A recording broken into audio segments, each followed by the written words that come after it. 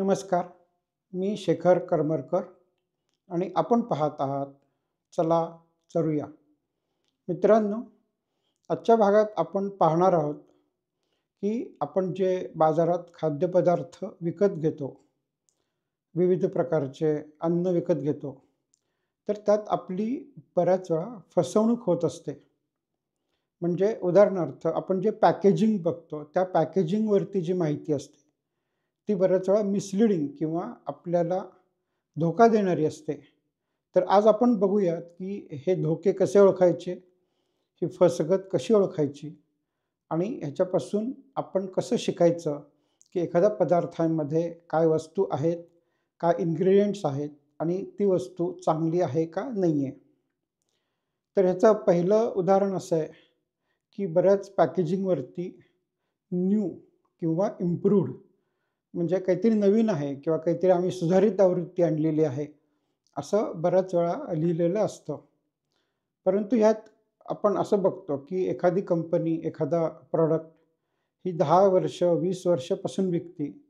तेच विकते, तरीसुद्धा त्यांच्या पॅकेजवर न्यू म्हणजे आम्ही नवीन काहीतरी बनवलंय किंवा आम्ही सुधारित काहीतरी बनवलंय असं लिहिलेलं असतं, ज्याला विशेषतः काहीही अर्थ नसतो. दुसरा महत्त्वाचा मुद्दा आहे म्हणजे अलीकडे बऱ्याच पदार्थांमध्ये नॅचरल असं लिहिलेलं असतं. आपल्याला वाटतं की नॅचरल म्हणजे काहीतरी चांगलं असेल. पण हा नॅचरल इतका आता बदनाम शब्द झालेला आहे, की कोणीही काहीही लिहिलं तरी त्यात नॅचरल म्हणू शकतात. म्हणजे उदाहरणार्थ आपण जरी एखादा पदार्थ घेतला ज्यात प्रचंड साखर आहे, तरी पण असं म्हणता येतं की ही साखर ही नॅचरल आहे आणि त्याच्यामुळे यात नॅचरल इन्ग्रेडियंट आहेत. म्हणजे एखाद्या पदार्थावर नॅचरल लिहिलंय, म्हणजे तो पदार्थ चांगला आहे, असं काहीही होत नाही.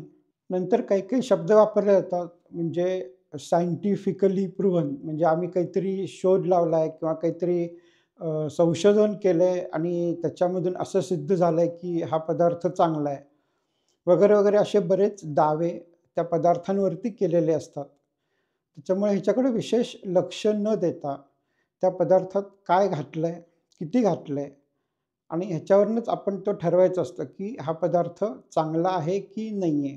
नंतर बऱ्याच वेळा असं होतं, की अ, एखाद्या पदार्थाचं चित्र त्या पॅकेजिंगवरती छापलेलं असतं. म्हणजे उदाहरणार्थ स्ट्रॉबेरीचं चित्र असेल, ऑरेंज किंवा मोसंबीचं चित्र असेल अ, किंवा एखाद्या म्हणजे गाईचं चित्र असेल. म्हणजे असं आपल्याला काहीतरी एक आपल्याला भ्रम किंवा कल्पना करून द्यायचा ते प्रयत्न करतात, की ह्याच्यामध्ये स्ट्रॉबेरी आहे किंवा ह्याच्यामध्ये मोसंबी आहे, ह्याच्यामध्ये काहीतरी फ्रुट्स आहेत. पण बऱ्याच वेळा असं असतं, की तो जो फ्रूट आहे, त्यात फ्रूट वगैरे काहीही नसतं. तर त्याच्यामध्ये फक्त केमिकल्स घातलेली असतात. ज्या केमिकलमुळे त्या पदार्थाला मोसंबीचा रंग, मोसंबीची चव वगैरे येते. पण जर आपण त्याचे इन्ग्रीडियंट्स म्हणजे त्याच्यात काय घातलं ही जर लिस्ट बघितली, तर त्यात आपल्याला कुठेही फ्रुट्स किंवा जे काही स्ट्रॉबेरी वगैरे छापलंय, ते काहीही त्यात नसतं.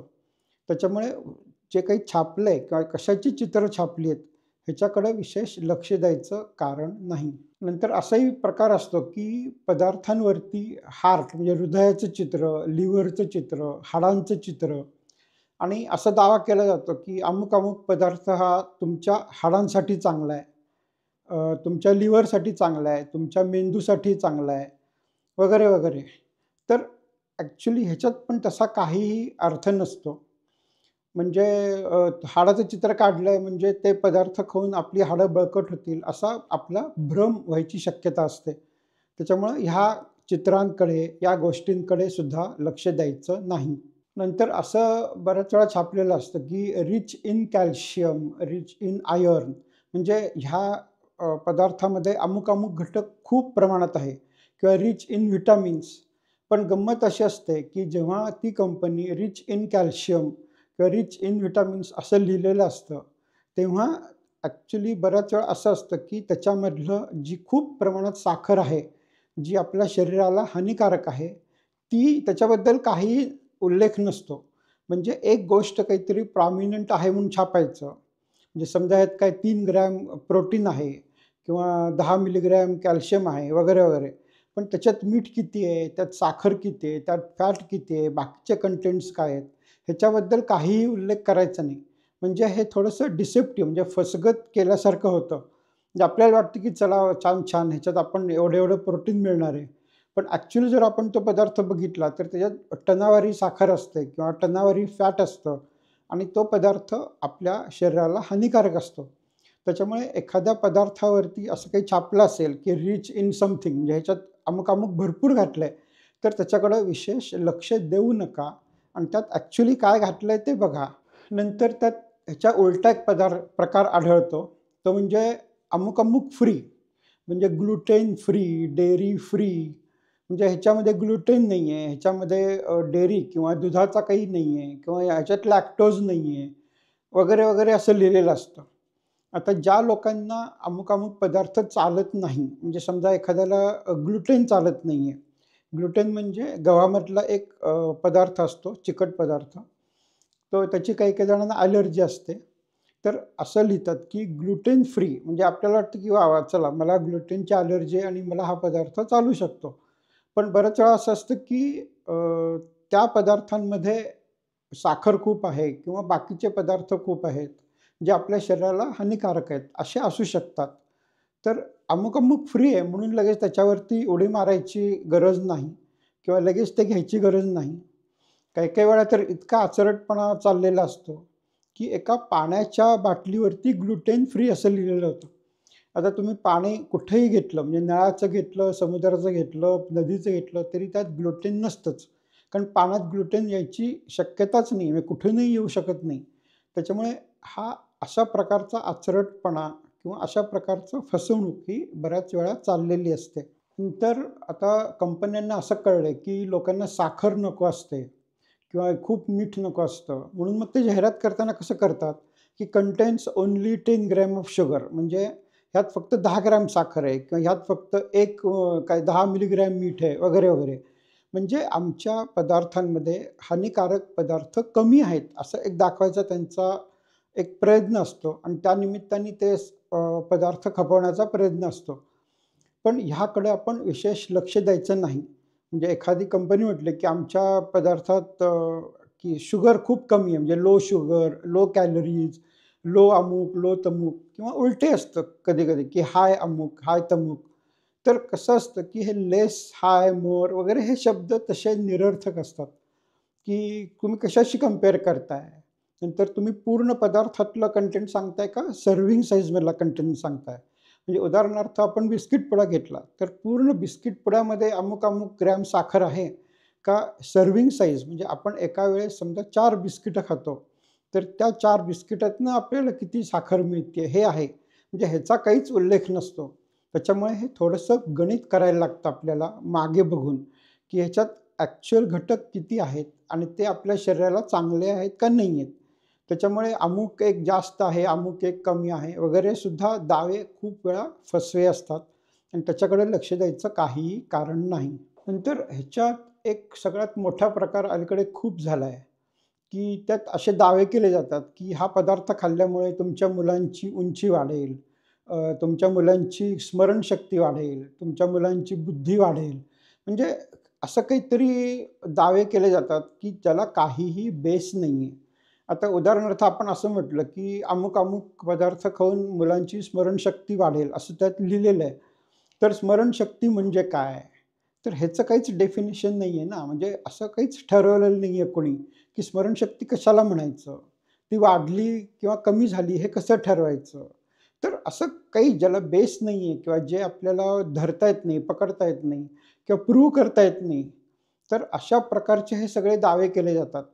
त्याच्यामुळे जर अशी कुठलीही कंपनी दावा करत असेल, की अमुक-अमुक पदार्थ खाल्ल्यामुळे मुलांची वाढ चांगली होईल किंवा मुलांची उंची वाढेल किंवा असं त्याच्यावर बिलकुल विश्वास ठेवायचा नाही.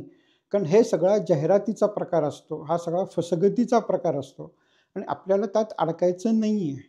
तर अलीकडे असं बरंच आता झालेलं आहे, की एस्पेशली जर आयुर्वेदिक प्रॉडक्ट्स असतील किंवा जे काही हर्बल म्हणा, आयुर्वेदिक म्हणा किंवा इव्हन रेग्युलर प्रॉडक्ट्स, तर त्यात आम्ही इम्युनिटी वाढवतो, असा एक मोठ्या प्रमाणात, प्रचंड प्रमाणात दावा केला जातो. पण गंमत अशी आहे, की इम्युनिटी म्हणजे काय? ती वाढते म्हणजे काय होतं? ती कमी होते म्हणजे काय होतं? आणि त्या प्रक्रियेचा ह्या पदार्थाशी काय संबंध आहे? असं कुठंही काहीही सांगितलं जात नाही. आणि इम्युनिटी हा इतका म्हणजे ॲक्चुअली इम्युनिटी असते, म्हणजे तो प्रकार आहे, त्याचं सगळं आहे.